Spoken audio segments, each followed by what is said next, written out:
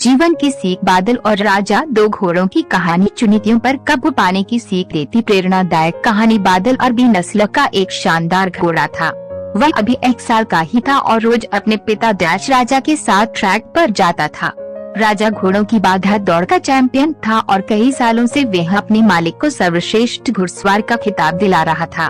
बादल भी राजा की तरह बनना चाहता था, लेकिन इतनी ऊंची ऊंची और कठिन बाधाओं को देखकर उसका मन छोटा हो जाता और वह सोचने लगता कि वह कभी अपने पिता की तरह नहीं बन पाएगा। एक दिन जब राजा ने बादल को ट्रैक के किनारे उदास खड़े देखा तो बोला, क्या हुआ बेटा, तुम इस तरह उदास क्यों खड़े हो? कुछ नहीं पिताजी, आज मैंने आपकी तरह उस पहली बाधा को कूदने का प्रयास किया, लेकिन मैं मुंह के बल गिर पड़ा। मैं कभी आपकी तरह काबिल नहीं बन पाऊंगा। राजा बादल की बात समझ गया।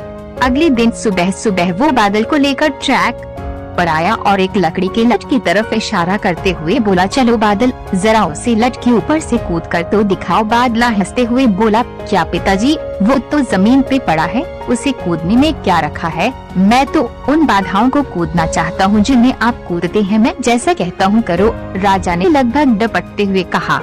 अगले ही क्षण बादल लकड़ी के लट की ओर दौड़ा और उसे कूदकर पार कर गया। शाबाश, ऐसे ही बार बार कूदकर दिखाओ। राजा उसका उत्साह बढ़ाता रहा। अगले दिन बादल उत्साहित था कि शायद आज उसे बड़ी बाधाओं को कूदने का मौका मिले, पर राजा ने फिर उसी लट को कूदने का निर्देश दिया। करीब 1 हफ्ते ऐसे ही चलता रहा। फिर उसके बाद राजा ने बादल से थोड़े और बड़े लट कूदने की प्रैक्टिस कराई।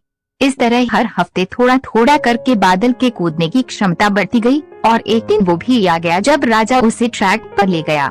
महीनों बाद आज एक बार फिर बादल उसी बाधा के सामने खड़ा था जिस पर पिछली बार वे मुंह के बल गिर पड़ा था। बादल ने दौड़ना शुरू किया। उसके टापों की आवाज साफ सुनी जा सकती थी। 1, 2, 3 जंप, और बादल बाधा के उस पार था।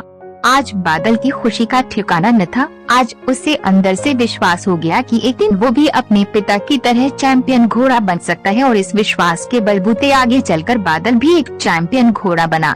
दोस्तों, बहुत से लोग सिर्फ इसलिए गोल्स अचीव नहीं कर पाते क्योंकि वो एक बड़े चैलेंज या ऑब्स्टेकल को छोटे छोटे चैलेंजेस में डिवाइड नहीं कर पाते। इसलिए अगर आप भी अपनी लाइफ में एक चैंपियन बनना चाहते हैं, एक बड़ा लक्ष्य हासिल करना चाहते हैं, तो सिस्टमेटिकली उसे पाने के लिए आगे बढ़िए। पहले छोटी छोटी बाधाओं को पार करिए और अल्टीमेटली उस बड़े गोल को अचीव कर अपना जीवन सफल बनाइए।